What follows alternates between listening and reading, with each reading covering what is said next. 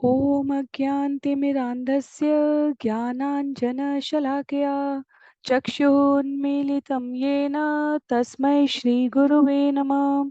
जय श्री कृष्ण चैतन्य प्रभो नित्यानंद श्री अद्वैत गदाधर श्रीवासादि गौर भक्तवृंद।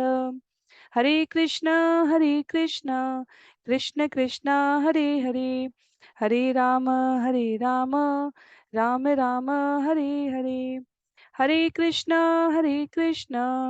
कृष्ण कृष्ण हरे हरे, हरे राम राम राम हरे हरे, हरे कृष्णा कृष्ण कृष्ण हरे हरे, हरे राम राम राम हरे हरे। हरे कृष्णा। सभी भक्तों को सादर प्रणाम। चैतन्य चरितामृत सत्र 34 में सभी का स्वागत है। हम सभी यहाँ पर कृष्णदास कविराज गोस्वामी द्वारा लिखित एवं भक्ति वेदांत स्वामी श्रील प्रभुपाद द्वारा तात्पर्य सहित विवेचित चैतन्य चरितामृत, जिसके 3 भाग हैं, आदि लीला, मध्य लीला और अंत लीला, उसके आदि लीला अध्याय 9 भक्ति के कल्प वृक्ष को श्रवण करना आज के सत्र में आरंभ करेंगे। यदि पिछले सत्र को स्मरण करें तो सरलतम पंक्तियों में जहां कृष्णदास कविराज गोस्वामी अपने गुरुओं से, विभिन्न गुरु वृंद की वहां चर्चा की गई है, गोस्वामियों से, आचार्यों से निर्देश प्राप्त करने के पश्चात और मदन मोहन मंदिर में दर्शन करते समय माला का सिर पर गिरना वैष्णव समुदाय के द्वारा स्वीकृत रूप से भगवान की अनुमति के रूप में प्राप्त करने के पश्चात इस ग्रंथ को आरंभ करते हैं। अध्याय 9, जिसका नाम भक्ति का कल्प वृक्ष है, देखा जाए तो संभवतः यह पूरे चैतन्य चरितामृत के सबसे छोटे अध्यायों में आता है। इसमें कुल 53 छंद हैं और भक्ति सिद्धांत सरस्वती ठाकुर के शब्दों में अपने ग्रंथ अमृत प्रवाह भाष्य में वह कहते हैं कि इस अध्याय का नाम भक्ति का कल्प वृक्ष, यह एक अलंकारिक उदाहरण है जहां स्वयं चैतन्य महाप्रभु इस भक्ति के कल्प वृक्ष को लगाने वाले माली हैं, क्योंकि सारा भार वास्तव में उन्होंने स्वयं पर ले लिया है। वही प्रमुख व्यक्ति हैं जो इस वृक्ष को लगाते भी हैं, इसकी शाखाओं प्रशाखाओं और फलों को संभालते भी हैं और तदुपरांत इस फल का वितरण भी उन्मुक्त भाव से बिना किसी भेद के सामान्य जनमानस में करते हैं। तो वर्गों के श्लोकों के वर्गीकरण के क्रम में देखें तो प्रथम 5 छंद में हमें वंदना और प्रार्थना दिखेगी।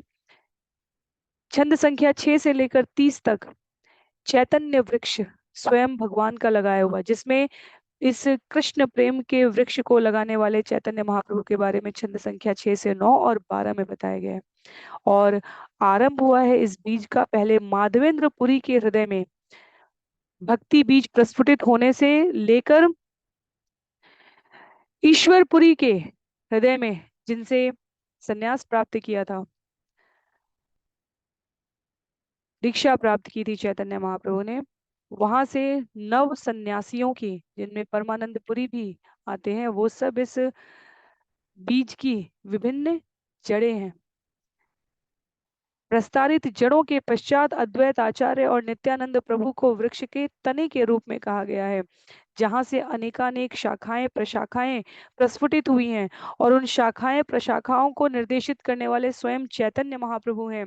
और श्लोक संख्या 47 से लेकर 53 में बताया गया है कि वो जो फल इस वृक्ष पर लगता है, जिसको स्वयं चैतन्य महाप्रभु लगाने वाले हैं, इसका वितरण भी उन्होंने उन्मुक्त भाव से किया है।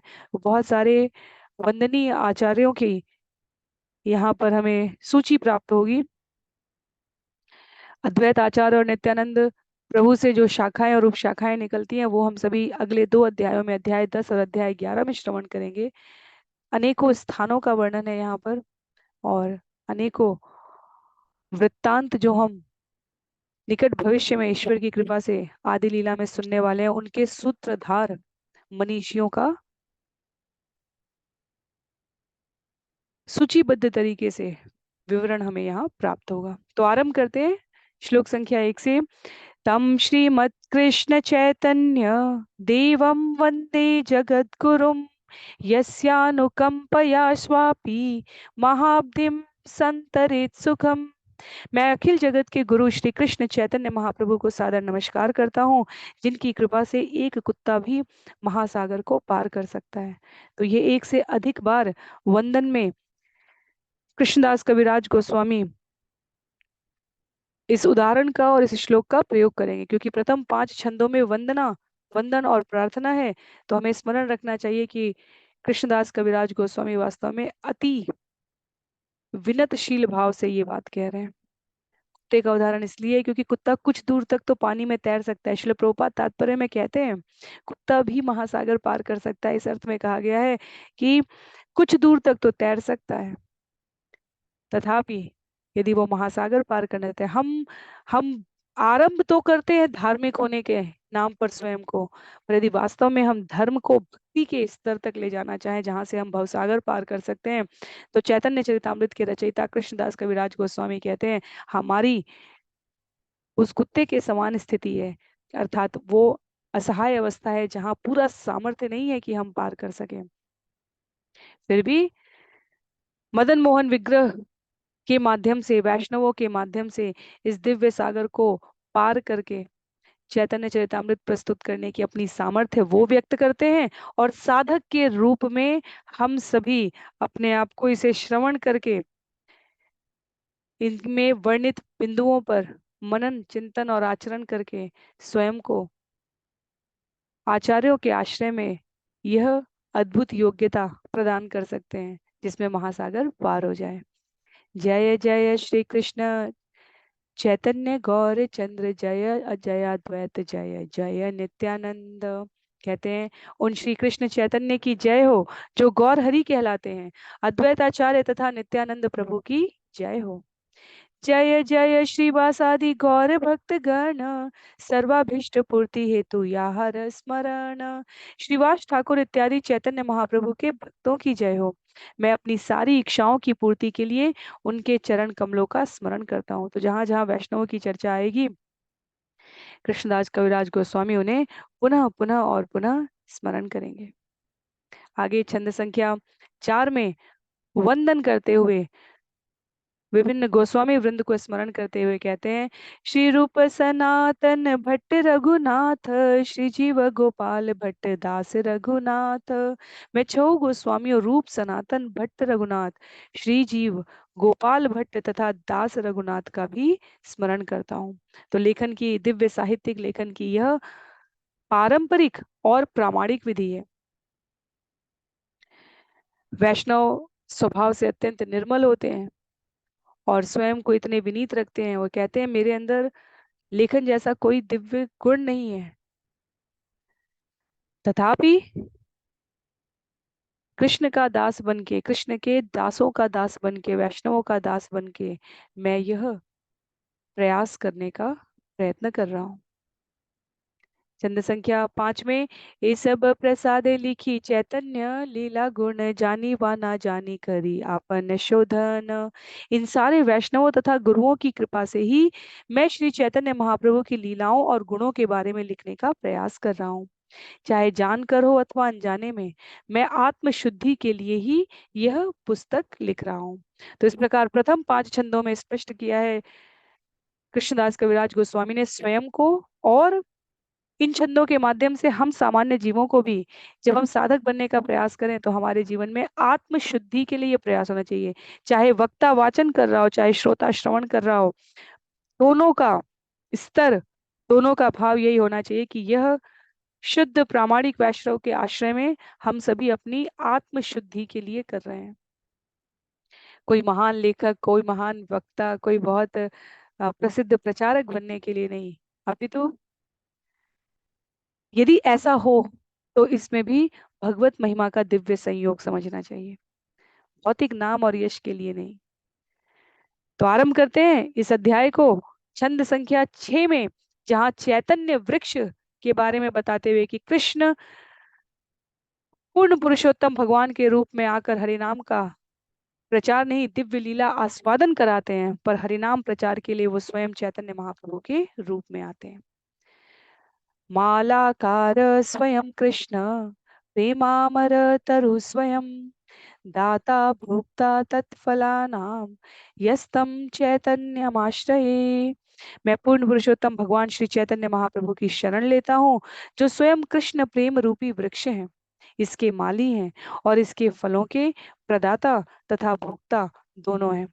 तो प्रेम रूपी वृक्ष स्वयं है, माली स्वयं है, फलों को प्रदान करने वाले और उसका भोग करने वाले भी स्वयं है। क्योंकि हमने हरिनाम चिंतामणि में श्रवण किया है, हम माली समझ सकते हैं भगवान को, क्योंकि उन्हीं के कृपा से हरिनाम प्रस्तारित हो सकता है।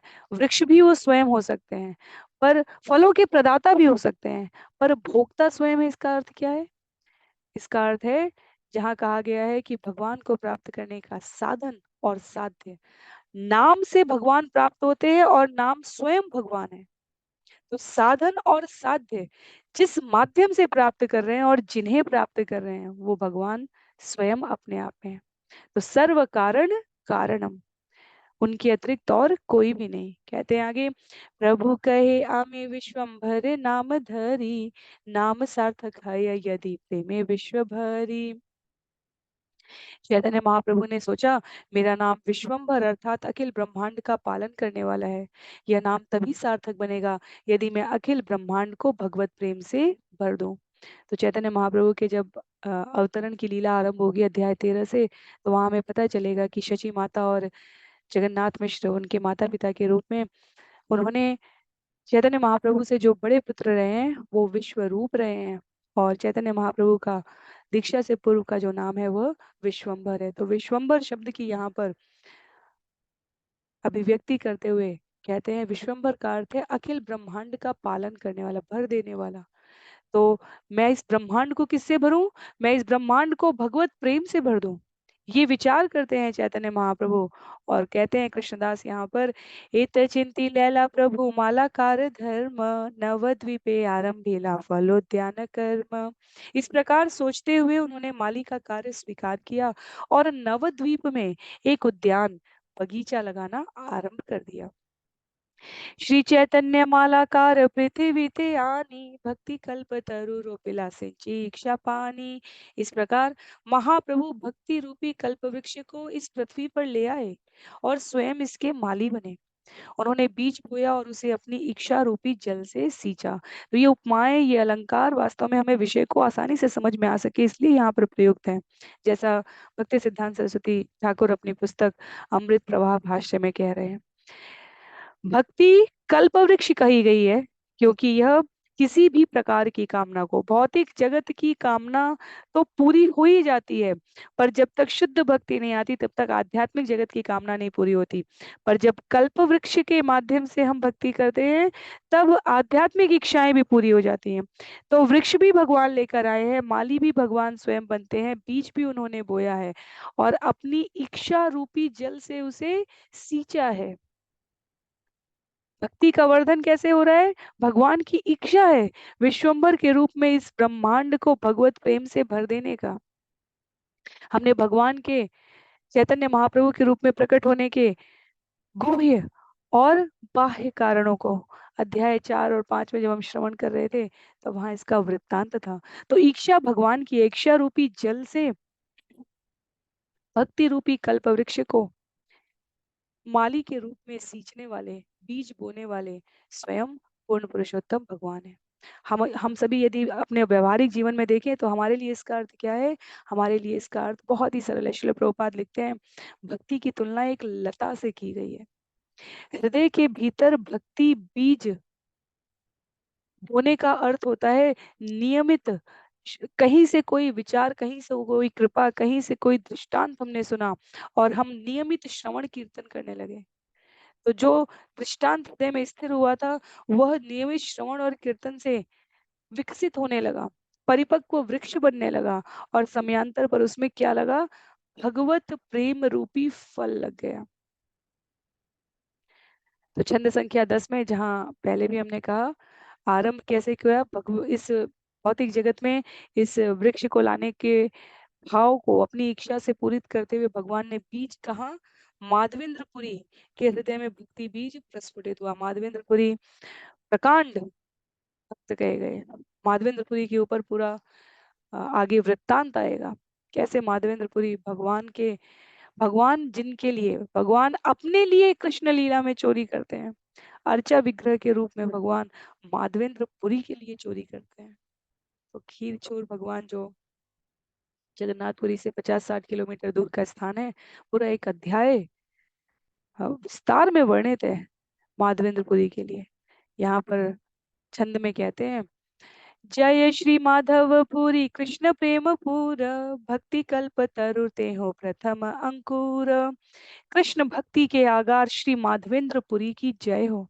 वे भक्ति के कल्प वृक्ष हैं और उन्हीं में भक्ति का प्रथम बीज अंकुरित हुआ है।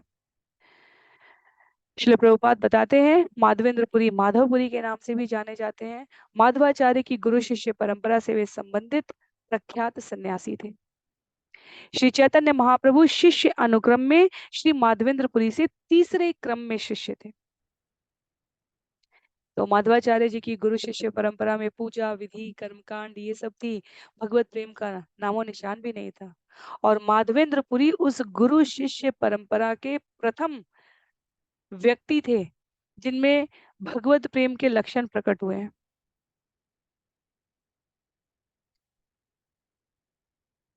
आगे हमें इनके बारे में श्रवण करने का अवसर प्राप्त होगा। तो माधवेंद्रपुरी मध्वाचार्य गुरु शिष्य परंपरा के प्रथम व्यक्ति जहां भगवत प्रेम प्रकट हुआ, और उनसे क्या हुआ, श्री ईश्वर पुरी रूपे अंकुर पुष्ट हैला, आपने चैतन्य माली स्कंध उपजीला। इसके बाद भक्ति का बीज श्री ईश्वरपुरी के रूप में अंकुरित हुआ, और फिर श्री चैतन्य महाप्रभु जो स्वयं माली थे, उस भक्ति रूपी वृक्ष का मुख्य तना बने। तो मुख्य तना और माली और कल्प वृक्ष लाने वाले और शाखाओं और प्रशाखाओं को निर्देशित करने वाले और अंततः फलों का भी भोग करने वाले, सृजन से लेकर संहार तक वास्तव में सारी प्रक्रिया भगवान की है। भगवत प्रेम रूपी इस वृक्ष को बीज से लेकर स्थापित करके और फलों का वितरण करने तक में चैतन्य महाप्रभु की अलंकारिक प्रस्तुति आचार्य द्वारा यहाँ पर की गई है। माधवेंद्रपुरी से ईश्वरपुरी और ईश्वरपुरी से चैतन्य महाप्रभु दीक्षित और शिक्षित हुए।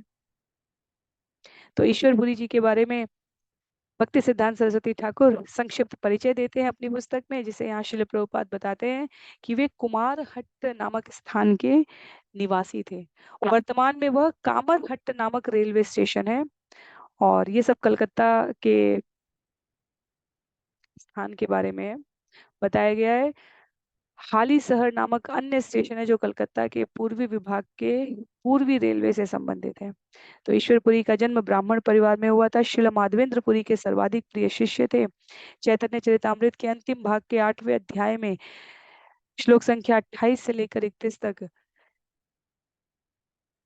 वृत्तांत बताया जाएगा, जिसकी यहाँ पर संक्षिप्त प्रस्तुति करते हैं। श्रील प्रभुपाद कहते हैं, श्री माधवेंद्रपुरी अपने जीवन के अंतिम समय में अशक्त हो गए थे और हिलडुल नहीं सकते थे। ईश्वरपुरी पूर्ण रूपेण उनकी सेवा करते थे, यहाँ तक कि उनका मलमूत्र भी वे स्वयं साफ करते थे। ईश्वरपुरी ने सदैव हरे कृष्ण महामंत्र का कीर्तन करके और श्री माधवेंद्रपुरी को उनके अंतिम समय में भगवान कृष्ण की लीलाओं का स्मरण कराकर उनके शिष्यों में से सर्वाधिक सेवा की। इस तरह माधवेंद्रपुरी ने अत्यंत प्रसन्न होकर उन्हें आशीर्वाद दिया, हे प्रिय बालक, भगवान श्री कृष्ण से मैं यही विनती कर सकता हूँ कि वे तुम पर प्रसन्न हो।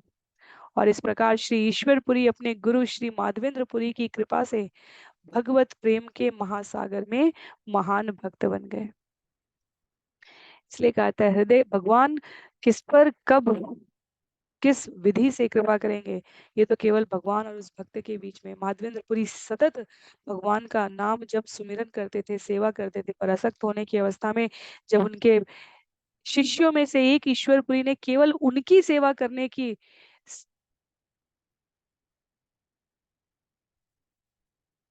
जो कार्य अभिव्यक्ति है उसे ही अपने जीवन का लक्ष्य बना लिया।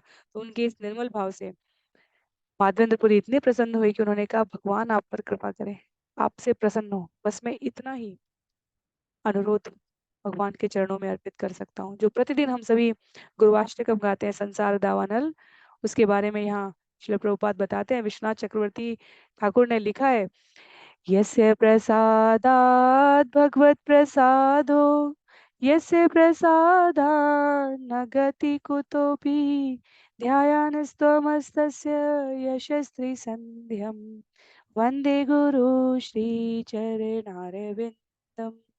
गुरु की कृपा से ही कृष्ण की कृपा का वर मिलता है। कोई गुरु की कृपा के बिना कुछ भी उन्नति नहीं कर सकता। हम इस भक्ति कल्प वृक्ष को श्रवण कर रहे हैं, इसका बीज चैतन्य महाप्रभु माली बताए जा रहे हैं। आध्यात्मिक जगत से भौतिक जगत में ये वृक्ष लाए हैं, ये बताए जा रहे हैं। पर देखा जाए तो इसका जो बीज है, जो शुभारंभ है, वह गुरु की कृपा से हो रहा है। गुरु का हमारे जीवन में बहुत महत्व है। कहा जाए कि आध्यात्मिक साधना में चरमोत्कर्ष पर पहुंचने के लिए, अपने गंतव्य को प्राप्त करने के लिए गुरु ही प्राणाधार है, तो ये अतिशयोक्ति नहीं है। ये सत्य है कि वैष्णव की रक्षा सदैव पूर्ण पुरुषोत्तम भगवान करते हैं, पर यह भी परम सत्य है कि वैष्णव अपने शिष्यों पर कृपा करने के लिए अशक्त से प्रतीत हो सकते हैं, ताकि शिष्यों को सेवा करने का अवसर मिले। शरीर रूप में गुरु उपस्थित है, तो हमें पूरा प्रयास करके गुरु की सेवा करने का प्रयत्न करना चाहिए। और जब गुरु वाणी से उपस्थित है, तब उनके निर्देशों का स्मरण करके, आचरण करके, प्रचार करके गुरु की सेवा करनी चाहिए। तो ईश्वरपुरी अपने गुरु के आशीर्वाद से इतने महान पुरुष बन गए कि भगवान चैतन्य महाप्रभु ने ईश्वरपुरी को अपने गुरु के रूप में स्वीकार किया है।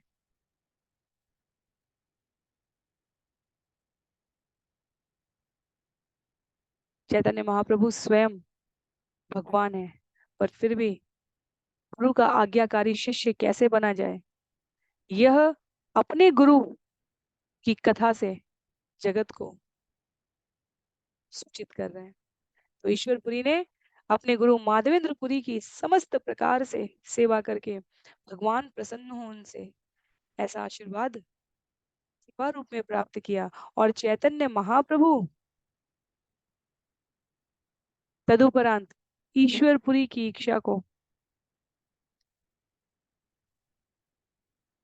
धारण करेंगे। वास्तव में श्रील प्रभुपाद एक स्थान पर बताते हैं तात्पर्य में, मैं देखती हूँ अगर यहाँ पर वर्णित है, चैतन्य महाप्रभु के बारे में बताते हैं कि चैतन्य महाप्रभु ईश्वरपुरी के जन्म स्थान कुमारहट्ट स्थान, जो भी हमने श्रवण किया, वहां गए थे और उनके जन्म स्थल से कुछ मिट्टी लेकर आए थे।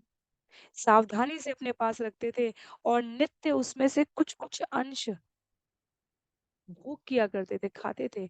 जहां मेरे गुरु ने जन्म लिया है, उस स्थान की मिट्टी को वो प्रतिदिन किंचित मात्र भोग करते थे। तो बताते हैं श्रील प्रभुपाद कि ये तो अब प्रथा बन गई है कि चैतन्य महाप्रभु के इस दृष्टांत का अनुसरण करते हुए भक्त अब जहां भी जाते हैं, गोस्वामी यों के प्राकट्य स्थान पर जहां उन्होंने निवास किया, वहां से कुछ मिट्टी लाकर अपने पास रखते हैं। तो ये सारा वृत्तांत आगे हमें मिलेगा, आदि खंड के 17वें अध्याय में इसका उल्लेख है। यहाँ हमें समझना है कि बीज जो रोपित किया हुआ माधवेंद्रपुरी के हृदय में हुआ, वहां से ईश्वरपुरी के हृदय में उसका संचारण हुआ। और आगे बताते हैं, निज अचिंत्य शक्ति माली हय्या स्कंध हय, सकल शाखार से स्कंध मूलाश्रय। अपनी अचिंत्य शक्तियों के कारण महाप्रभु एक साथ माली, तना तथा शाखाएं बने।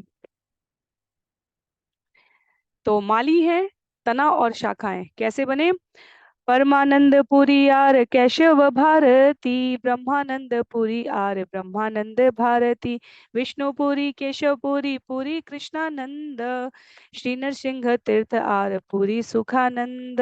ए नव शीतल वृक्ष मूले, ए नव मूले वृक्ष करिल निश्चले। कहते हैं यहाँ पर ईश्वरपुरी से आगे कैसे ये प्रस्तावित हुआ है। श्री परमानंदपुरी, केशव भारती, ब्रह्मानंदपुरी, ब्रह्मानंद भारती, श्री विष्णुपुरी, केशवपुरी, कृष्णानंदपुरी, श्री नृसिंह तीर्थ तथा सुखानंदपुरी, ये 9 सन्यासी वे जड़ें हैं जो उस वृक्ष के तने से फूटी। इस तरह इन 9 जड़ों के बल पर वह वृक्ष दृढ़ता से खड़ा रहा। तो तात्पर्य में इन 9 जड़ों के बारे में, इन आचार्यों के बारे में बतलाया गया है। परमानंदपुरी उत्तर प्रदेश के त्रिहुत जिले से बताए गए हैं और माधवेंद्रपुरी के शिष्य बताए गए हैं। क्योंकि ये माधवेंद्रपुरी के शिष्य थे, परमानंदपुरी बाद में चैतन्य महाप्रभु के संग रहते हैं। वास्तव में घटना आएगी, कथा आएगी, चैतन्य महाप्रभु को कभी कभी थोड़ी डांट लगाने का साहस भी परमानंदपुरी में था, क्योंकि वो माधवेंद्रपुरी के शिष्य के रूप में आते हैं। तो ईश्वरपुरी और परमानंदपुरी ये माधवेंद्रपुरी के जो प्रमुख शिष्य हैं। आगे एक एक सन्यासियों के बारे में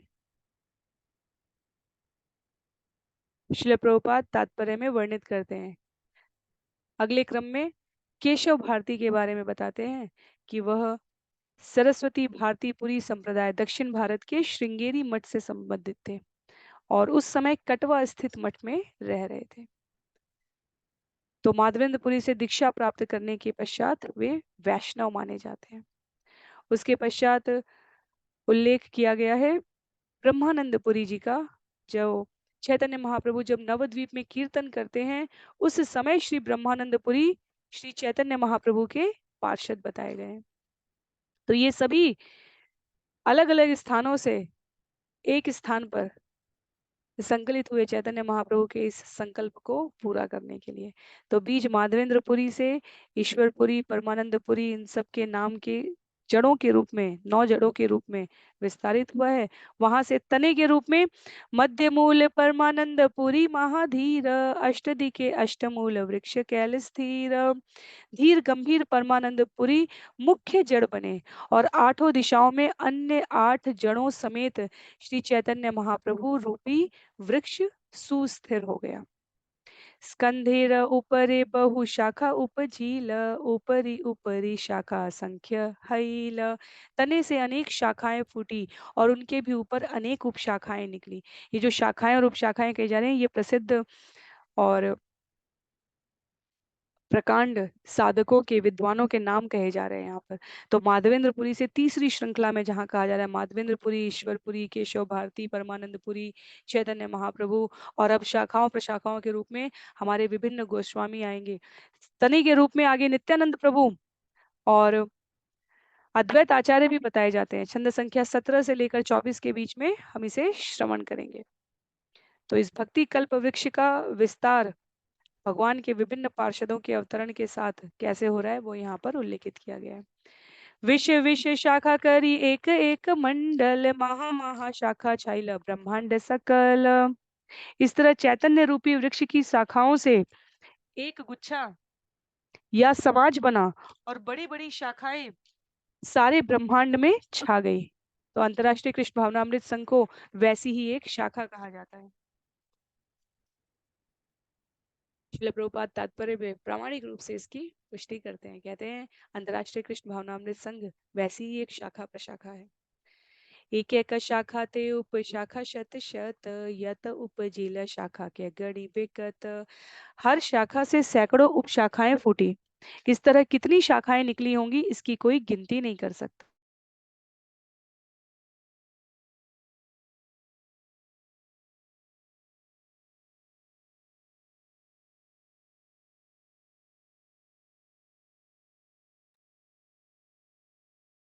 मुख्य मुख्य शाखा गणे नाम अगणन, आगे तक करी बशुन वृक्षेर गण वर्णन। मैं इन असंख्य शाखाओं में से सर्व प्रमुख शाखाओं का नाम गिनाने का प्रयत्न करूंगा। कृपया चैतन्य वृक्ष का वर्णन सुने। तो विभिन्न शाखाओं और प्रशाखाओं में हमें आचार्यों के नाम पता चलेंगे। जैसे श्रीमद् भागवतम स्कंद 9 में जब हम राजाओं की सूचियों को, वंशावलियों को श्रवण करते हैं तो हमें सबका नाम स्मरण नहीं रहेगा। पर चैतन्य चरितामृत में हमारे लिए महत्व की बात यह है कि इनमें जो प्रमुख प्रमुख नाम हैं वह कृष्ण लीला में कौन थे। हमें श्रीमती राधा रानी की अष्ट सखियों के नाम पता है, पर श्रीमद् भागवतम में भी श्रवण करके भी हमें पूर्ण पुरुषोत्तम भगवान श्री कृष्ण के 8 प्रमुख सखाओं के नाम नहीं पता है, वो हमें यहाँ पता चलेंगे। तो भगवान कृष्ण की लीला के छोटे से छोटे, जब मैं छोटे से छोटे कह रही हूँ तो इसका आशय ये है कि जिन्होंने बहुत सामान्य सी भूमिका प्रस्तुत की है वहां पर, वो यहाँ चैतन्य चरितामृत में कितने प्रमुख रूप में आते हैं। तो यहाँ हमें विस्तार से उनके संदर्भ पता चलेंगे, वो हमारे लिए महत्व के हैं। सबके नाम यदि ना भी पता चलें, स्मरण रहे तो कोई चिंता की बात नहीं है। तो चैतन्य वृक्ष पर पुनः वापस आते हैं कृष्णदास कविराज गोस्वामी और कहते हैं, वृक्षेर ऊपर शाखा हेल दुस्कंध एक द्वैत नाम आर नित्यानंद। तो आरंभ है यहाँ से, वृक्ष के ऊपरी तने के दो भाग हो गए। एक तने का नाम श्री अद्वैत प्रभु था और दूसरे का नाम श्री नित्यानंद प्रभु हुआ। जो तना है, प्रमुख तना है, वो स्वयं चैतन्य महाप्रभु हैं, और ऊपर जाकर उसके दो भाग हो गए, एक अद्वैत आचार्य और दूसरे नित्यानंद प्रभु बने हैं। कहते हैं आगे उल्लेख में, सेई दुई स्कंधे बहु शाखा उपजील तार उप शाखा गणे जगत शाइल। इन दोनों तनों से अनेक शाखाएं एवं उपशाखाएं उत्पन्न हुई जो सारे जगत पर छा गई। बड़ शाखा उपशाखा तार उपशाखा यत उपजिल तार के करीबे लेखा। ये शाखाएं तथा उपशाखाएं और उनकी भी उपशाखाएं इतनी अधिक हो गई कि उन सबके विषय में लिख पाना असंभव है।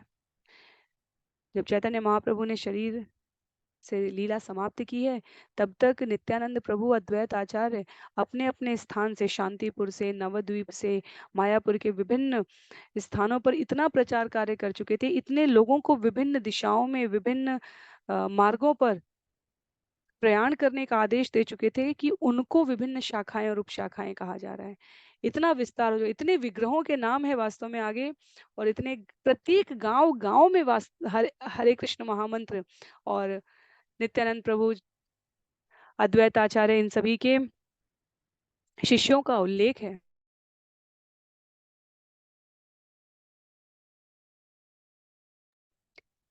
शिष्य प्रशिष्य आर उपशिष्य गण जगत व्यापिल तार नाही कगणन। कहते हैं इस तरह शिष्य, उनके शिष्य और उन सब के प्रशंसक सारे जगत में फैल गए। इन सबको गिना पाना संभव नहीं है। उडुम्बर वृक्ष एनस फले सर्व अंगे एई मत भक्ति वृक्षे सर्वत्र फल लागे। जिस प्रकार विशाल अंजीर वृक्ष में सर्वत्र फल उगते हैं, उसी तरह भक्ति वृक्ष के प्रत्येक अंग में फल लगे। जिसको भी स्पर्श मिला, जिसको भी संग मिला, जिसको भी सानिध्य मिला चैतन्य महाप्रभु, नित्यानंद प्रभु, अद्वैत आचार्य, गदाधर पंडित का, वह सभी अपने अपने आप में एक पूरी श्रृंखला शिष्यों की, भक्तों की, साधकों की निर्माण करने में सक्षम हो गए। तो प्रत्यक्ष संग था यह पंच तत्वों का, जिन्होंने इस भक्ति वृक्ष को, क्योंकि ये भौतिक भक्ति वृक्ष नहीं है, यहाँ अंतर नहीं है, विभिन्न अंगों और उपांगों में भक्ति वृक्ष की शाखाएं, पत्ती, फल, जैसे नवदा भक्ति की 9 विधि बताई गई हैं, शिल प्रभुपाद कहते हैं, उसी प्रकार ये सभी अपने अपने आप में परिपूर्ण थी भक्ति का विस्तार करने के लिए। जिस समय काल की हम इतिहास की दृष्टि से बात कर रहे हैं, जिसमें हमें इतना भक्ति शब्द यहाँ श्रवण करने को मिल रहा है, यदि हम सामाजिक अध्ययन करें तो भारत भूमि उस समय नवाबों का देश बन चुका था। और उस समय की बात की जा रही है कि कैसे एक एक गांव में, इसलिए सामाजिक संदर्भ यहाँ उल्लिखित करना आवश्यक है, ताकि हमें ये पता चल सके कि हमें ऐसा, ये इतना सरल कार्य नहीं था। जहां मूर्ति पूजा निषेध होने लगी थी, उस समय काल में चैतन्य महाप्रभु भक्ति वृक्ष को स्थापित कर रहे हैं, और इतनी जब कृष्णदास कविराज गोस्वामी लिखते हैं कि इतनी शाखाएं प्रशाखाएं हो गई कि उनका नाम लिख पाना संभव नहीं है, तो विचार करने की आवश्यकता है। एक एक गांव को, जैसे अभी भी वर्तमान में भी अंतर्राष्ट्रीय कृष्ण भावनामृत संघ के मार्गदर्शन में एक शहर को विभिन्न भागों में विभाजित करके और 10 20 50 100 घरों पे एक कोई कार्यक्रम संचालित कर रहा हो, फिर अगले 10 20 50 घरों को कोई कार्यक्रम संचालित कर रहा हो, और वो सारे जो एक एक व्यक्ति हैं वो आपस में जुड़े हों, और फिर उन ऐसे 200 300 नेतृत्व करने वाले होंगे जो 10 20 हजार घरों को भक्ति का, हरिनाम कीर्तन का, भगवान की लीला का, वैष्णव जीवन जीने का सिद्धांत और प्रेरणा दे रहे होंगे। और फिर उन 200 500 लोगों को मार्गदर्शन देने के लिए अगले 20 50 लोग होंगे, फिर उन 20 50 लोगों पे एक व्यक्ति होगा। इस शाखा प्रशाखा की बात हो रही है। तो ये उस समय से, जिस समय किसी राजनीतिक और सामाजिक स्थिरता की बात नहीं की जा रही है, समाज अत्यधिक विभाजित था और उसमें भक्ति से एक सूत्र में जोड़ने की बात की जा रही है। तो केवल हम चैतन्य चरितामृत पढ़ रहे हों और तत्कालीन समाज को अपने मस्तिष्क में ना रख रहे हों, तो हम संबद्ध नहीं कर पाएंगे कि ये कितना क्लिष्ट कार्य था। और इसलिए कल्प वृक्ष के रूप में भक्ति को बताया गया है, जो स्वयं भगवान ने आकर स्थापित किया। इसी कलयुग की बात हो रही है, 500 550 वर्ष पूर्व की। इतिहास में सभी प्रकार की अराजकता, उपद्रव, द्वंद्व वर्णित है। और भक्ति सिद्धांत सरस्वती ठाकुर 1900 ईस्वी की बात कर रहे हैं, जहां उन्होंने भूतकाल में जाकर पिछले 400 साल के इस पूरे इतिहास को संकलित किया है। चैतन्य महाप्रभु से लेकर करीब 1781 83 से लेकर वर्तमान के 2024 के मध्य के इस समय काल में भक्ति कैसे संरक्षित और पोषित और जीवों को मार्गदर्शन देने के लिए विभिन्न आचार्यों द्वारा प्रेरित की गई है सामान्य जन में, हम उसको श्रवण कर रहे हैं यहाँ पर। तो ये बहुत महत्व का विषय है हमारे लिए। मूल स्कंधेर शाखा आर उप शाखा गणे लागिला ये प्रेम फल अमृत के जीने। क्योंकि श्री कृष्ण चैतन्य महाप्रभु मूल तना थे, अतएव शाखाओं तथा उपशाखाओं में जो फल लगे उनका स्वाद अमृत से भी बढ़कर था। पाकिल ये प्रेम फल अमृत मधुर विलाय चैतन्य माली नाही लय मूल। फल पकते गए और मीठे तथा अमृतमय हो गए। माली श्री चैतन्य महाप्रभु ने उन्हें कोई मूल्य मांगे बिना ही वितरित कर दिया। ये फल क्या है? ये फल बताए गए हैं, जो त्रिजगते यत अक्षय धन रत्न मणि एक फल मूल्य करी ताहा नाही गणी। कहते हैं भक्ति के ऐसे एक अमृत में फल के मूल्य की बराबरी तीनों लोकों की सारी संपदा भी नहीं कर सकती। मागे वा ना मागे के पात्र वा अपात्र इहार विचार नाही जाने देय मात्र। श्री चैतन्य महाप्रभु ने इसका विचार किए बिना ही भक्ति रूपी फल का वितरण किया है कि कोई इसे मांगता है, कौन इसे मांगता है, कौन नहीं, अथवा कौन उसको पाने का पात्र है और कौन कुपात्र है। जब तक हरिदास ठाकुर से वह स्त्री जो भेजी गई थी हरिदास ठाकुर की जगत में निंदा कराने के लिए, उनके चरित्र पर लांछन लगाने के लिए, जब तक वो नहीं मिली थी तब तक उसकी सामाजिक स्थिति क्या थी? प्रत्येक भौतिक जगत के पुरुष की दृष्टि में वह एक भोग्या मात्र थी। और हरिदास ठाकुर से मिलने के पश्चात 3 दिन तक उनका हरिनाम जब श्रवण करने के पश्चात जो हरिदास ठाकुर को बदलने आई थी, वह हरिदास ठाकुर के भक्ति के प्रभाव से स्वयं परिवर्तित हो गई और संपूर्ण जगत में पूज्य श्रेष्ठा के रूप में स्थापित हो गई। तो कौन पात्र है और कौन कुपात्र है? चैतन्य महाप्रभु और उनके द्वारा दीक्षित और शिक्षित इन विभिन्न शाखाओं प्रशाखाओं ने बिना किसी अंतर के इस भक्ति प्रेम का फल वितरित किया है। काशी की कथा में भी हमने श्रवण किया था, भगवान कहते हैं मैं यहाँ भक्ति लता का बीज बिखेर कर जा रहा हूँ। अर्थात इस घटनाक्रम से, इस अल्प प्रवास से यहाँ के वातावरण में मैं भक्ति भिगो कर जा रहा हूँ। और जब अनुकूल परिस्थितियां आएंगी, वर्तमान में विभिन्न स्थानों पर हरिनाम कीर्तन हो रहा है, राम और कृष्ण की कथाएं हो रही हैं। उन्होंने कहा जब अनुकूल समय आएगा तब यह स्वयं बीज विकसित होकर वृक्ष के रूप में परिवर्तित हो जाएगा।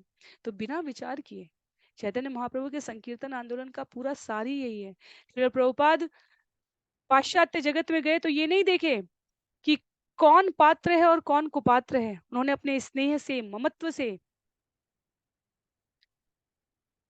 पिता के रूप में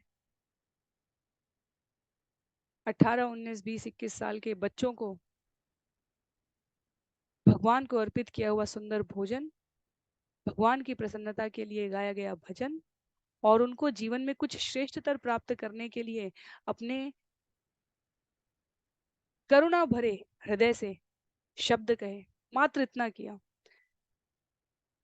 श्रील प्रभुपाद ने कुछ हजार शिष्यों को अपने जीवन काल में, उसमें भी प्रत्यक्ष रूप से कुछ 100 शिष्यों को किया था, और उन शिष्यों के माध्यम से जो भी जहाँ पर प्रबंधक हैं उनके माध्यम से माला भेजकर अन्यों को दीक्षित किया। पर पिछले दशकों से चला आ रहा यह कीर्तन आंदोलन भगवान के वैदिक वांग्मय के ज्ञान को इन विभिन्न पुस्तकों से व्यवहारिक दृष्टि में आवश्यक बिंदुओं को ध्यान में रखकर कैसा हमारा जीवन होना चाहिए, ये मनुष्य जीवन हमें किस लिए प्राप्त हुआ है। यदि भोगना ही जीवन की प्राथमिकता होती तो ये जगत सुखी होना चाहिए था। पर जिसके जीवन में जितना अधिक भोग है उसके जीवन में उतना अधिक रोग है। और इसलिए योग की क्या महिमा है, योग शब्द का वास्तविक अर्थ क्या है, योगेश्वर श्री कृष्ण की परम सत्ता को समझाने का भक्ति वेदांता स्वामी श्रील प्रभुपाद का ये प्रयास अनुप्राणित हो रहा है। कहाँ से?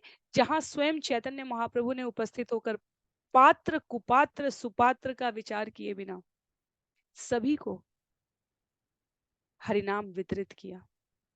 जो प्रत्यक्ष रूप से हरिनाम संकीर्तन में भाग नहीं भी ले रहा होता है, जब सड़कों पर, विभिन्न स्थानों पर, विभिन्न पंडालों में इसका आयोजन होता है, जो श्रवण मात्र भी कर लेता है, समयांतर पर वह सुपात्रता के योग्य हो जाता है।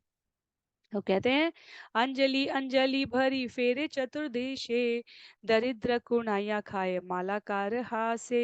कहते हैं दिव्य माली श्री चैतन्य महाप्रभु ने अंजलि में भर भर कर सभी दिशाओं में फल बांट दिए, और जब गरीब भूखे लोगों ने यह फल खाया तो माली परम आनंदित होकर मुस्कुराते रहे। यहाँ गरीब और भूखे भौतिक दृष्टि से नहीं, आध्यात्मिक दृष्टि से, जिनमें कोई मनुष्य जीवन का तत्व नहीं था, मानुष बनने के लिए जो आवश्यक लक्षण थे वो भी उपस्थित नहीं थे। भक्त बनने के प्रयास में सभी सद्गुण आ जाते हैं। हमने भगवत गीता में इसे श्रवण किया है। और उन सभी सद्गुणों में करुणा, दया, सहनशीलता, तितिक्षव, सत्य, दया, शुचिता, पवित्रता, ऐसे गुणों का समागम होने लग जाता है। तो अंजलि में भर भर कर जब सभी दिशाओं में फल बांटे हैं चैतन्य महाप्रभु ने, ये अलंकारिक व्याख्या है। और इसका व्यवहारिक अर्थ, गरीब और भूखों ने जब फल खाया तो माली मुस्कुराने लगा, आनंदित होने लगा। कुछ समय काल के लिए एक एक गोस्वामी से चैतन्य महाप्रभु मिले, और वे आत्मनिर्भर भगवान के शरणागत होकर आत्मनिर्भर स्तर पर, कोई वृंदावन की तरफ निकल गया है, कोई मायापुर की तरफ निकल गया, कोई दक्षिण भारत की तरफ निकल गया, और वहां जाकर उन्होंने अन्य शिष्यों को अपने शिष्य बनाए, और उनको हरिनाम जप, कीर्तन, कथा, श्रवण, गायन के माध्यम से सामाजिक परोपकार का यह जो कार्य किया है, इसके लिए कहा गया है माली परम आनंदित होकर मुस्कुराता रहा। चैतन्य महाप्रभु ने स्वयं को तृप्त अनुभव किया है। भगवान आत्म स्थ है, अर्थात अपने आप में संतुष्ट है, आत्म तृप्त है। तथापि मालाकार कहे सुन वृक्ष परिवार, मूल शाखा उपशाखा यतेक प्रकार। इस प्रकार श्री चैतन्य महाप्रभु ने भक्ति वृक्ष की विभिन्न प्रकार की शाखाओं तथा उपशाखाओं को संबोधित किया है। आगे बताते हैं कृष्णदास कविराज गोस्वामी, अलौकिक वृक्ष करे सर्वेंद्रिय कर्म, स्थावर हैया धरे जंगमेर धर्म। चूंकि भक्ति वृक्ष दिव्य होता है, अतः इसका प्रत्येक अंग अन्य सारे कार्यों अन, सारे अंगों का कार्य संपन्न कर सकता है। यद्यपि वृक्ष अचर माना जाता है, किंतु ऐसा होते हुए भी यह वृक्ष जंगम, चलने वाला है। तो छंद संख्या 31 से लेकर 46 तक अब हम जो श्रवण कर रहे हैं, वह चैतन्य महाप्रभु का शाखाओं प्रशाखाओं को निर्देशित करना है। तो जिस प्रकार भगवान दिव्य कहे गए हैं, खाने के लिए उन्हें केवल मुंह नहीं चाहिए, नेत्रों के दृष्टिपात से भी भगवान भोग कर सकते हैं। उसी प्रकार इस भक्ति वृक्ष को कहा जा रहा है कि इसका प्रत्येक अंग, पत्तियां, तना, शाखाएं, सभी भगवान से ही जुड़ी हुई हैं। तो उनमें भी वो सारे चिरंतन तत्व उपस्थित हैं जो स्वयं भगवान में है। और इसलिए यहाँ पर कहा जा रहा है कि ये अचर वृक्ष को सामान्यतः अचर कहा जाता है, पर ये जंगम है, अर्थात यह आध्यात्मिक जगत का वृक्ष है। भक्ति इस जगत का विषय है ही नहीं, क्योंकि भक्ति और भौतिक प्रकृति साथ साथ नहीं चलते। जब हम गुणों की बहुत बहुत अगर देखा जाए तो ये अलग विषय हो जाएगा, पर यदि हम विचार करके देखें, हमने इस पे अलग अलग रूपों में चर्चा की भी है।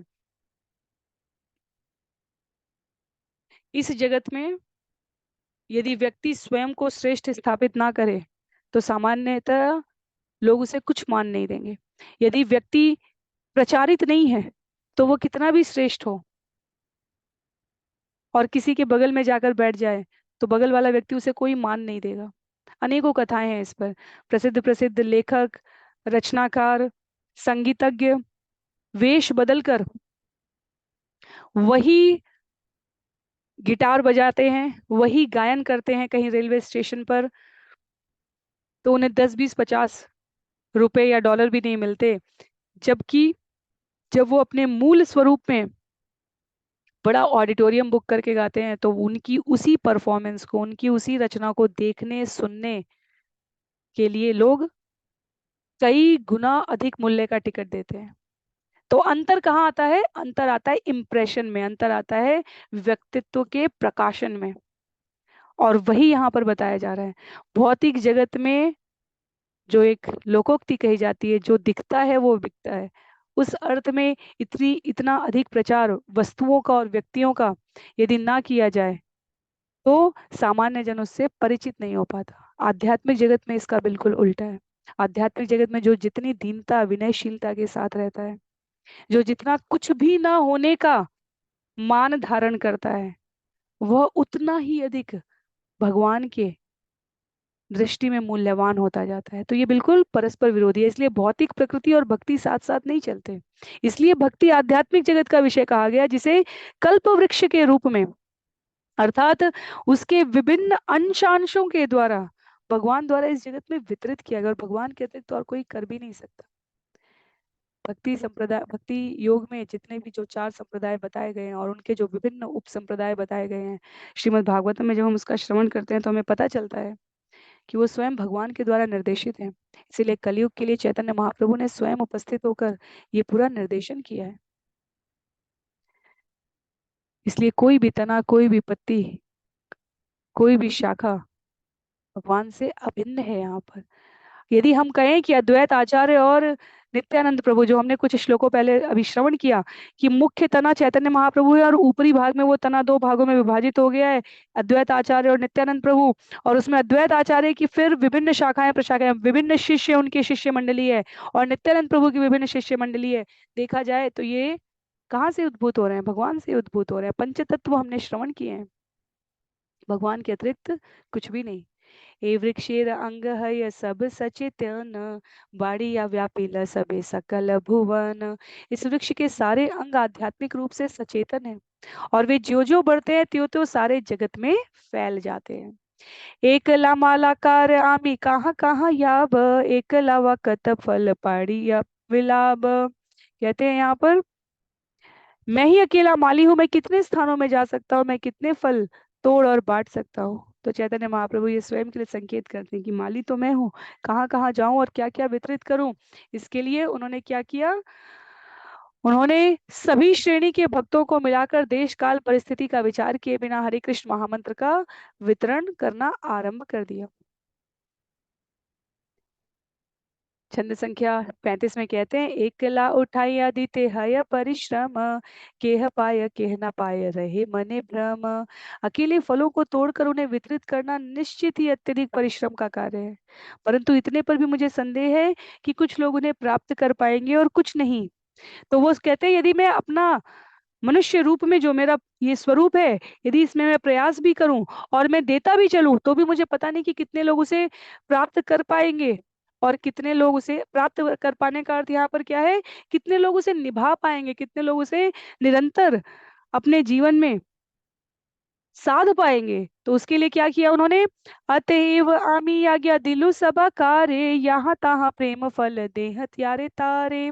कहते हैं, अतएव मैं इस ब्रह्मांड के हर व्यक्ति को आज्ञा देता हूँ कि वह इस कृष्ण भावनामृत आंदोलन को स्वीकार करे और इसे सर्वत्र वितरित करे। चैतन्य, इसलिए ब्रह्म मध्व गौड़ीय संप्रदाय, ये जो चैतन्य महाप्रभु जिस परंपरा में आ रहे हैं, भक्ति सिद्धांत सरस्वती ठाकुर, भक्ति वेदांत स्वामी श्रील प्रभुपाद, हम सभी साधक गण उस परंपरा में चैतन्य महाप्रभु के उस संकीर्तन आंदोलन का जो उन्होंने सूत्रपात किया है, जो इस जगत के माया और मोह को दूर करने के लिए, जिसके कारण प्रत्येक व्यक्ति अपने आप को केवल पदार्थ ना समझे, ये शरीर कोई वस्तु नहीं है ये ना समझे, ये एक वाहन है जिसमें आत्मा निर्देशित की गई है, इस लक्ष्य को समझ सके।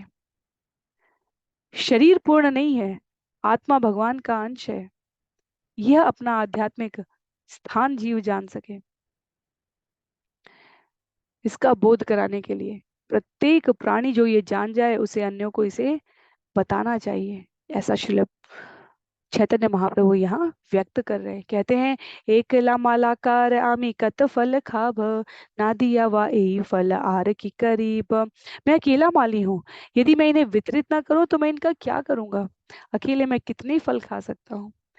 तो चैतन्य महाप्रभु, जैसे भगवान, हम सोचते हैं कि यदि भगवान की इच्छा से ही ब्रह्मांड बन रहे हैं, फिर वो नष्ट भी हो रहे हैं, उनकी इच्छा से ही सारी क्रियाएं संपादित हो रही हैं, तो बीच में हम सभी क्या कर रहे हैं। तो उन्होंने अपने ही स्वरूपों को विस्तारित किया हुआ है, वही यहाँ पर विवरण किया दिया गया है कि चैतन्य महाप्रभु ने भक्ति के इतने फल उत्पन्न कर दिए कि सारे विश्व में उसका वितरण करना आवश्यक हो गया।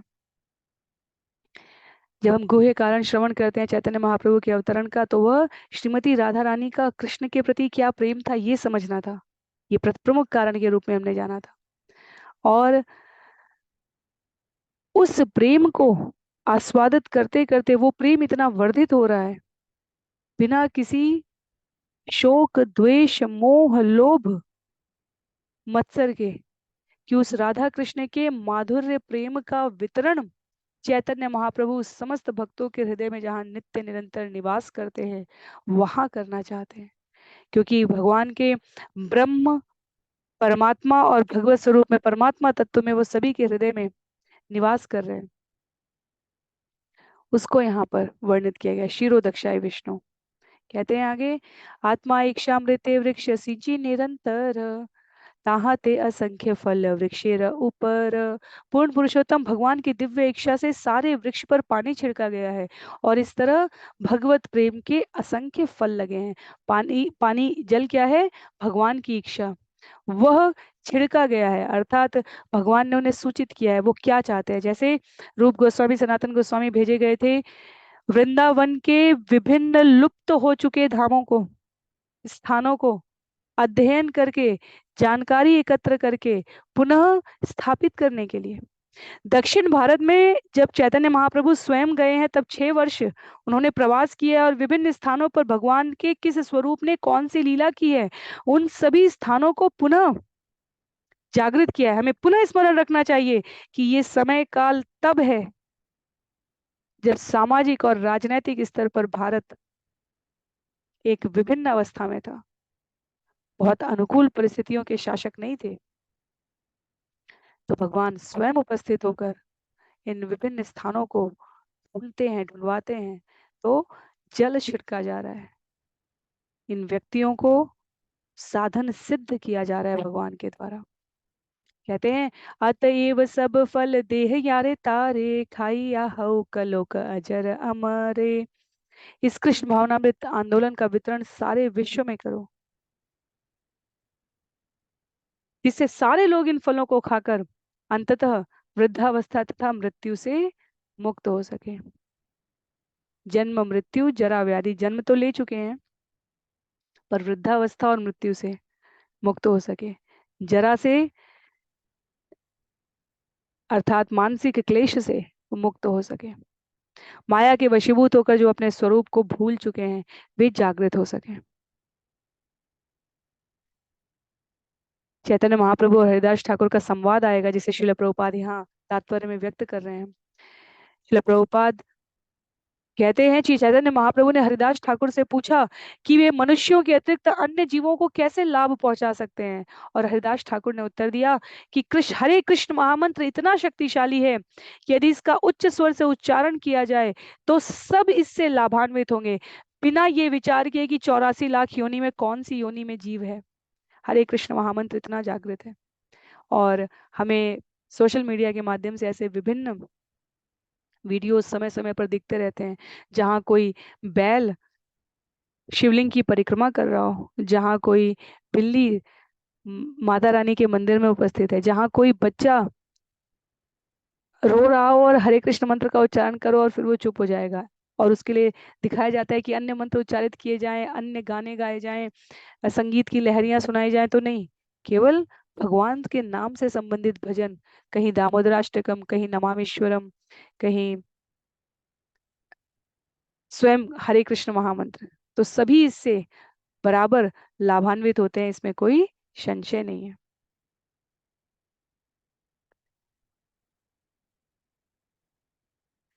जगत व्यापी या मोर हबे पुण्य ख्याति, सुखी है या लोक मोर गही बेक कीर्ति। यदि फलों को सारे विश्व में वितरित किया जाए तो पुण्यात्मा के रूप में मेरी ख्याति सर्वत्र फैलेगी और सारे लोग अत्यंत प्रसन्नता पूर्वक मेरे नाम की महिमा का गान करेंगे।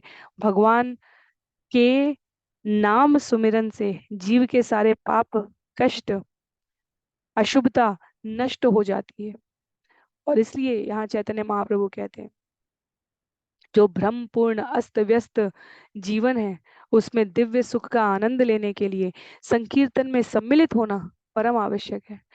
शब्द हमारे मानसिक तरंगों को, विचारों को, हमारे वातावरण को, हमारे परिवेश को परिवर्तित कर देते हैं। एक खुशहाल सुखी घर में, परिवार में, स्थान में सबसे आवश्यक होता है लोग परस्पर एक दूसरे के प्रति सम्मानित वचनों का प्रयोग करें। चिल्लाहट के साथ, अपशब्दों के साथ, हमेशा क्रोध युक्त संवाद करने से सकारात्मक ऊर्जा नहीं मिलती। वैष्णव बनने के प्रयास में, हरिनाम को अपने जीवन के केंद्र में रखने के प्रयास में ये शुभता स्वाभाविक रूप से आ जाती है। इसलिए यहाँ पर कह रहे हैं चैतन्य महाप्रभु कि जो लोगों का अस्त व्यस्त भ्रमपूर्ण जीवन है, हम किसी घर को वास्तव में सुखी नहीं कह सकते। अगर मैं सही से तुरंत में सोच पा रही हूँ तो ऐसा कोई उदाहरण नहीं है जहां हम कह सके सभी लोग प्रसन्न हैं, एक दूसरे का बहुत सम्मान कर रहे हैं, पर सदैव एक दूसरे के साथ अपशब्दों में बात कर रहे हो, सदैव एक दूसरे को नीचा दिखाने की बात कर रहे हो, सदैव एक दूसरे को दोष दृष्टि से बात कर रहे हो, वरिष्ठ और कनिष्ठ का विचार किए बिना बात कर रहे हो, सामान्य शिष्टाचार के बिना व्यवहार कर रहे हो। मुझे नहीं लगता कि ऐसा कोई स्थान या संस्थान, परिवार या समाज सभ्य और सुखी कहा जाता हो जहां ये मूलभूत बिंदु ना उपस्थित हो। तो शब्दों की ये महिमा है, और इसलिए चैतन्य महाप्रभु कहते हैं कि ये महामंत्र की दिव्यता लोगों के जीवन में सभी प्रकार की शुभता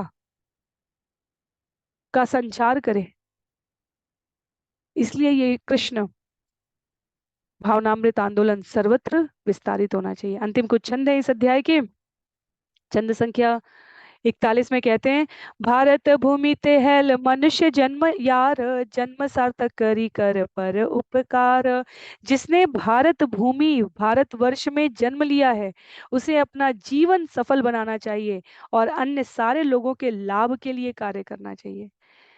एक श्लोक यदि हम स्मरण करें, यदि हम देखना चाहें कि श्रील प्रभुपाद वास्तव में पाश्चात्य देश में क्यों गए, यदि केवल उसे गुरु की आज्ञा मात्र न माने तो स्वयं पूर्ण पुरुषोत्तम भगवान श्री चैतन्य महाप्रभु के इस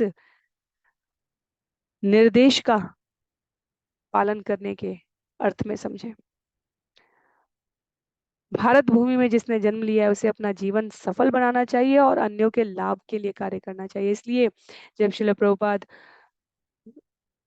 विदेशी भूमि पर एक एयरपोर्ट पर खड़े हैं और वो कहता है, वहां पर रिपोर्टर, जो कि सदैव ही भौतिक जगत का स्वभाव है एक दूसरे को नीचा दिखाना, श्रील प्रभुपाद से कहते हैं, जो ज्ञान आप देने आए हैं, आपके देश में लोग इतने गरीब है, तत्कालीन समय की बात की जा रही है, जो वैश्विक दृष्टि से छवि बनी हुई थी भारत की उसके अनुसार, आप ये सारा, अगर अगर आपका ये सब कुछ इतना कल्याणकारी है, ये पूरा प्रचार आंदोलन, तो आप वहां क्यों नहीं करते। श्री प्रभुपाद ने कहा, जो संपदा मैं यहाँ वितरित करने के लिए आया हूँ वो भारतीयों में प्रचुर मात्रा में उपस्थित है, भारत के बाहर उसकी कमी है। इसीलिए तो भारत के बाहर वाले भारत में आकर वो संपन्नता प्राप्त करने के लिए लूटपाट मचा रहे हैं, पर उन्हें वास्तव में पता ही नहीं है कि लूटपाट करनी किस वस्तु की है। ये सोने और चांदी के, ये मसालों के और सिल्क के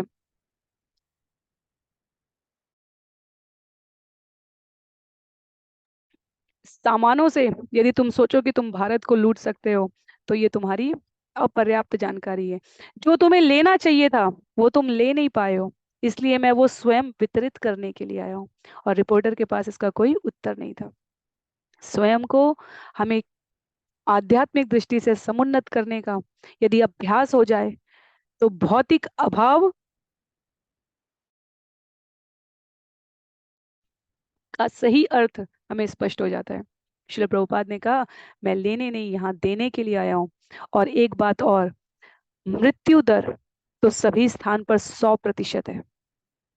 कितना भी संपन्न राष्ट्र हो भौतिक दृष्टि से, और कितना भी विपन्न राष्ट्र हो भौतिक दृष्टि से, मृत्यु दर सर्वत्र 100% है। जिसने जन्म लिया है उसकी मृत्यु होगी। और यदि ये अकाट्य सत्य हमें समझ में आ जाए, तो ये समझने की योग्यता भी आ जाएगी कि जन्म से लेकर मृत्यु के बीच में वास्तव में करणीय क्या है, क्या संचय करना चाहिए, किसी से यदि छीनना भी है तो उसके कौन से गुण हमें धारण करने का अभ्यास करना चाहिए, मैं वो बतलाने के लिए आया हूँ। तो ये बहुत प्रसिद्ध हुआ था श्रील प्रभुपाद का ये वक्तव्य। और अनेक स्थानों पर यदि हम विचार करें तो भारत में भी वो समान रूप से प्रभावशाली होता है। जब कॉलेज के और युवा वर्ग के भक्तों को, साधकों को ये स्पष्ट कराना रहे कि क्यों अभी हरि नाम जप करना है, ये तो वृद्धावस्था का विषय है, ये तो मृत्यु का विषय है। पर श्रील प्रभुपाद कहते हैं, क्या हमें पता है कि मृत्यु कब आएगी। और यदि हमें नहीं पता है तो हर व्यक्ति के लिए ये हर क्षण आवश्यक है, क्योंकि इससे हम अपनी शुचिता, पवित्रता, श्रेष्ठता का वास्तविक अर्थ समझ पाते हैं। आगे कहते हैं, एतावज्जनम साफल्यम देहिनामिह देहिषु प्राणे अर्थे धिया वाचा श्रेय आचरणम सदा। यह हर जीव का कर्तव्य है कि वह अपने जीवन, धन, बुद्धि तथा वाणी से दूसरों के लाभ के लिए कल्याण कार्य करे। तो पहले भारत भूमि का जन्म, उसके पश्चात अन्यों के लाभ के लिए, अन्यों के लिए जो प्रयास कर रहे होते, कार्य कर रहे होते, सर्वे भवन्तु सुखिनः सर्वे सन्तु निरामया। तो अपनी बुद्धि का, अपने धन का, अपने जीवन का, अपनी वाणी का, अपने किसी भी प्रयास का परिणाम परोपकार होना चाहिए, कल्याणकार होना चाहिए। और हम यदि किसी का सर्वोच्च कल्याण कर सकते हैं तो उसे इस मनुष्य जीवन का हेतु बता दें, उसको शास्त्रों की भाषा में जो स्वयं भगवान के मुख से प्रस्तुत हुए वचन है वह बता दें कि वास्तविक धन क्या है, वास्तविक संचय किस वस्तु का करना चाहिए, वास्तविक समय की उपयोगिता क्या है। पदार्थ से ऊपर आत्म तत्व का बोध कराना, ये सबसे बड़ा परोपकार है। आगे बताते हैं, प्राणिनाम उपकाराय यतेवेह परत्र च कर्मणा मनसा वाचा तदेव मतिमान भजेत। बुद्धिमान मनुष्य को चाहिए कि वह अपने कार्यों, विचारों तथा शब्दों से ऐसे कर्म करे जो सारे प्राणियों के लिए इस जन्म में तथा अगले जन्म में मंगलकारी हो सके। उत्तरकांड में तुलसीदास जी कहते हैं, दान की श्रेणियां बताते हुए, तो सबसे पहले कहते हैं अन्नदान, उसके बाद कहते हैं विद्या का दान,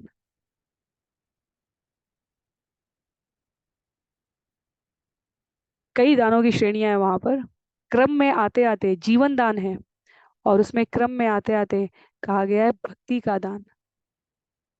यदि हम किसी को उसके भक्ति स्वरूप का परिचय करा दे, तो उसके सारे कार्य, उसके सारे विचार, उसके सारे शब्द, उसके सारे कृत्य उसको इस जीवन में भी मंगलकारी हो जाते हैं, और आने वाले समस्त समय काल के लिए भी। ये जीवन पिछले जन्मों के कर्मों के परिणाम स्वरूप प्राप्त प्रारब्ध से हमें मिला है, और वर्तमान में जो हम कर रहे हैं वो हमारा भावी प्रारब्ध बना रहा है। इसलिए ये जीवन हमें हमारी आगे की तैयारी के लिए मिला है।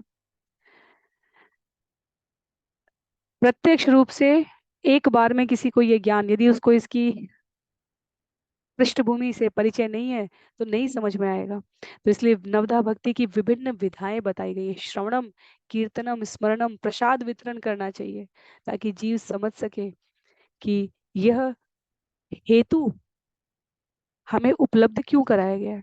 तो आगे कहते हैं चैतन्य महाप्रभु, माली मनुष्यामार नाही राज्य धन, फल फूल दिया करी पुण्य उपार्जन। मैं तो केवल माली हूँ, मेरे पास न तो साम्राज्य है, न बहुत सारा धन है।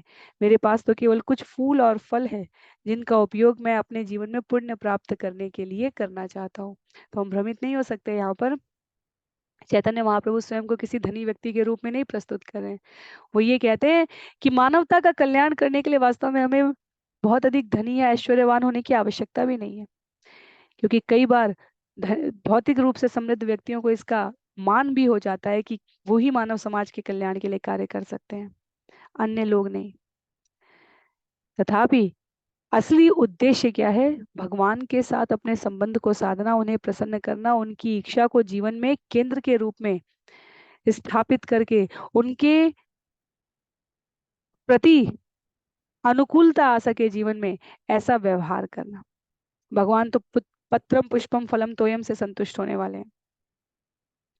तो घर घर जाकर हरे कृष्ण मंत्र का कीर्तन करने का अनुरोध, भगवान के चरणों में अर्पित भोग को प्रसाद रूप में वितरित करने का प्रयास, ये सारे विश्व को क्रमशः सुखमय और शांतिपूर्ण स्थिति से लेगा। क्योंकि जैसे जैसे शब्द विचार शुद्ध होंगे, वैसे ही कार्य शुद्ध होंगे, और कार्य के रूप में जो श्रेष्ठतर स्तर होता है वो स्वयं से अधिक अन्यों के लिए परोपकार का कार्य कहलाता है। और जब सब देने के भाव में सर्वे भवन्तु, सब एक दूसरे के कल्याण की कामना करने लगेंगे, तब वैकुंठ, कुंठा रहित जीवन हो जाएगा प्राणियों का।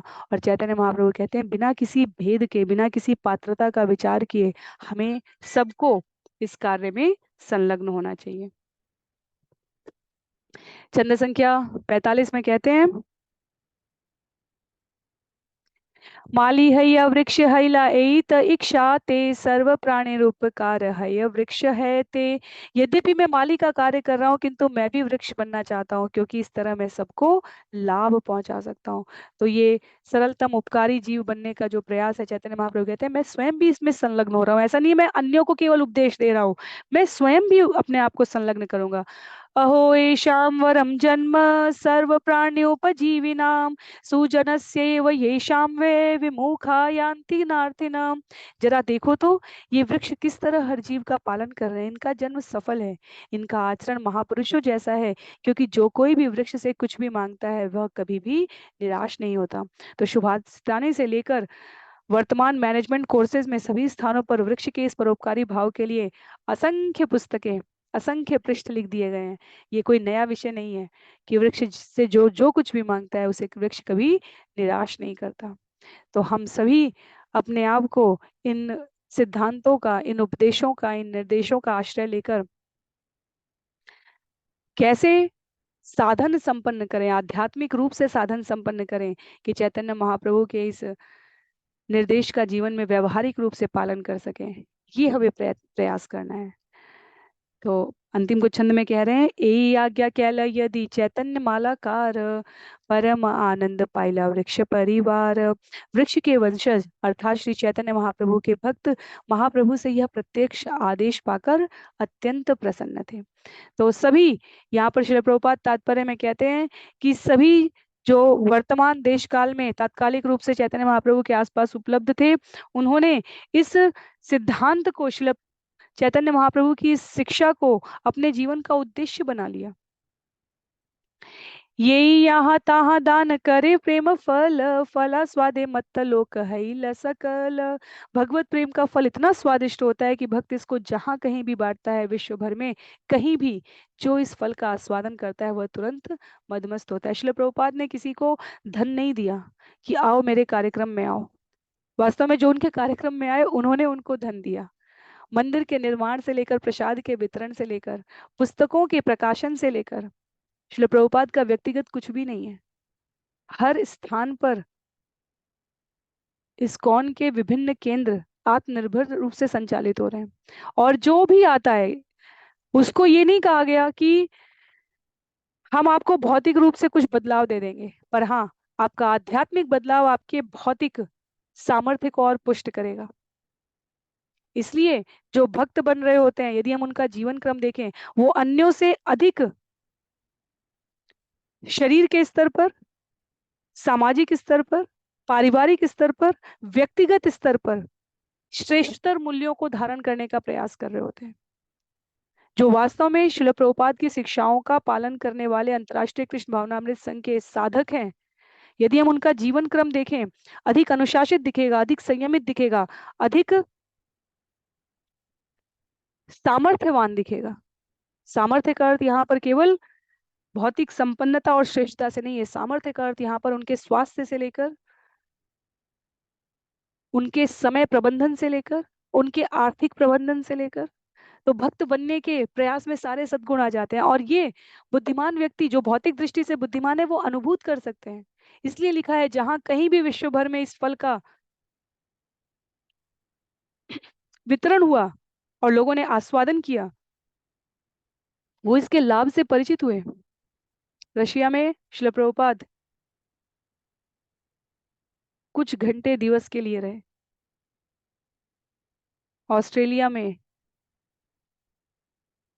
मध्य अफ्रीका में, मिडिल ईस्ट में, अनेकों स्थान पर, कहाँ नहीं, हरे कृष्ण महामंत्र का संकीर्तन चल रहा है, भगवान के अर्चा विग्रह की पूजा चल रही है। हमें भगवान पर विश्वास होना चाहिए, भगवान के कहे गए वचनों पर विश्वास होना चाहिए, भगवान के द्वारा भेजे गए पार्षदों पर विश्वास होना चाहिए। स्वयं भगवान चैतन्य महाप्रभु के रूप में जब आते हैं, तब उनके द्वारा किए गए इस प्रयास पर विश्वास होना चाहिए। तब हमें किसी बाह्य प्रमाण की आवश्यकता नहीं है। जिस जीव ने इस मार्ग को अपने जीवन में साधा है, वह इसके परिणाम से परिचित है। महामादक प्रेम फल पेट भरी खाय, मातिल सकल लोक हासे नाचे गाय। कहते हैं श्री चैतन्य महाप्रभु द्वारा वितरित भगवत प्रेम रूपी फल इतना मादक है कि जो भी पेट भर खाता है वह तुरंत ही इससे उन्मत्त हो उठता है और स्वयं ही कीर्तन करता, नाचता, हंसता और आनंद लेता है।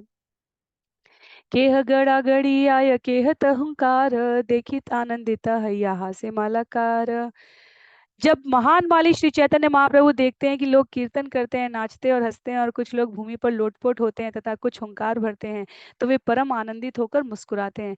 बहुत स्थानों पर तो लोग पंडाल में, मंडप में, उस स्थान पर जहाँ हरि कीर्तन होता है, केवल इसलिए प्रवेश करते हैं, इस उत्सुकता के साथ प्रवेश करते हैं, ये देखने जानने के लिए प्रवेश करते हैं कि ऐसा क्या हो रहा है कि सब इतने आनंद विभोर हैं। कोई हंसने वाली, बेहोश करने वाली, वहां पर रासायनिक द्रव्य की, सुगंधि की ऐसी कोई व्यवस्था नहीं होती है। पर क्योंकि आत्मा का स्वभाव है परमात्मा से जुड़ने का, इसलिए जब शब्द के माध्यम से वह एकात्मकता आती है, नाम जप कीर्तन से जब वह संबद्ध होने की अनुभूति होती है, तब सभी प्रसन्न और तुष्ट रहते हैं। और जब हम पूर्ण रहते हैं, तभी हम अन्यों को इसका वितरण कर सकते हैं। अंतिम तीन छंद है। छंद संख्या 51 में कहते हैं, एई मालाकार खाए एई प्रेम फल, निरवधि मत रहे विवश विवल। यह महान माली श्री चैतन्य महाप्रभु स्वयं इस फल को खाते हैं। फलस्वरूप वे निरंतर उन्मत्त रहते हैं, मानो असहाय एवं मोहग्रस्त हो। तो चैतन्य महाप्रभु की अंत लीला में जब हम स्थिति देखेंगे, तो इस आस्वादन से वह स्वयं कितने तुष्ट हैं। उसका हमें परिचय प्राप्त होगा। वो अपने आप में पूरा एक संपूर्ण विषय है। उस चैतन्य चरितामृत के उस भाग का नाम ही, जहाँ 20 अध्याय हैं, अंत्य लीला क्या कहा गया है। सर्वलोके मत्त कैला आपन समान, प्रेमे मत्त लोक विना नाही देखी आन। महाप्रभु ने अपने संकीर्तन आंदोलन से हर एक को अपनी तरह मत्त बना दिया। हमें ऐसा एक भी व्यक्ति नहीं मिलता जो उनके संकीर्तन आंदोलन द्वारा मदमस्त ना हो उठा हो। जिसने वास्तव में हरे कृष्ण महामंत्र को एक बार भी ध्यान से साधा है, वो कभी उसे जीवन भर छोड़ नहीं पाएगा। वो लाभ, वो आध्यात्मिक तुष्टि और वो मानसिक तृप्ति अनुभूत होती है, जीव कभी नहीं छोड़ सकता, छोड़ ही नहीं सकता। भले यात्रा कुछ समय के लिए रुकी हुई लगे, पर हरिनाम जब से कोई कभी नहीं छोड़ सकता। ये पूर्वे निंदा कैल बलि मातो याल, सेहो फल खाय नाचे भले भाले भाल। जिन लोगों ने पहले श्री चैतन्य महाप्रभु को शराबी कहकर उनकी आलोचना की थी, उन्होंने भी फल खाया और वे बहुत अच्छा कहकर नाचने लगे। तो यहाँ पर उस अनावश्यक आलोचना की बात की जा रही है, जो नास्तिक मायावादी अल्पज्ञानी ने चैतन्य महाप्रभु के संदर्भ में आरंभ में की थी। पर संकीर्तन आंदोलन के प्रचारकों को ऐसी आलोचना से घबराना नहीं चाहिए। श्रील प्रभुपाद कहते हैं तात्पर्य में कि उन्हें आमंत्रित करना चाहिए ऐसे लोगों को प्रसाद ग्रहण करने के लिए, कीर्तन करने के लिए, साथ में नृत्य करने के लिए, और धीरे धीरे बिना किसी भेदभाव के उन्हें आध्यात्मिक विकास के प्रति गंभीर होने के लिए प्रेरित करना चाहिए। छंद संख्या 54 में कहते हैं, ए तक कहिलु प्रेम फल वितरण, एबे शून्य फल दाता ये शाखा गण। महाप्रभु द्वारा भगवत प्रेम रूपी फल के वितरण का वर्णन करने के बाद अब मैं चैतन्य महाप्रभु रूपी वृक्ष की विभिन्न शाखाओं का वर्णन करना चाहूंगा। श्री रूप रघुनाथ पदे यार आश, चैतन्य चरितामृत कहे कृष्णदास। कहते हैं श्री रूप और श्री रघुनाथ के चरण कमलों में प्रार्थना करते हुए और उनकी कृपा की सदैव आकांक्षा करते हुए मैं कृष्णदास उनके चरण चिन्हों पर चलते हुए श्री चैतन्य चरितामृत का वर्णन कर रहा हूँ। इस प्रकार श्री चैतन्य चरितामृत आदि लीला के 9वें अध्याय का भक्ति वेदांत तात्पर्य पूर्ण हुआ, जिसमें भक्ति रूपी कल्प वृक्ष का वर्णन है। तो ये अलंकारिक उपमा वास्तव में हमें सरल अर्थों में चैतन्य महाप्रभु के इस संकीर्तन आंदोलन का पूरा स्वरूप समझाने के लिए कृष्णदास कविराज गोस्वामी द्वारा प्रस्तुत किया गया है।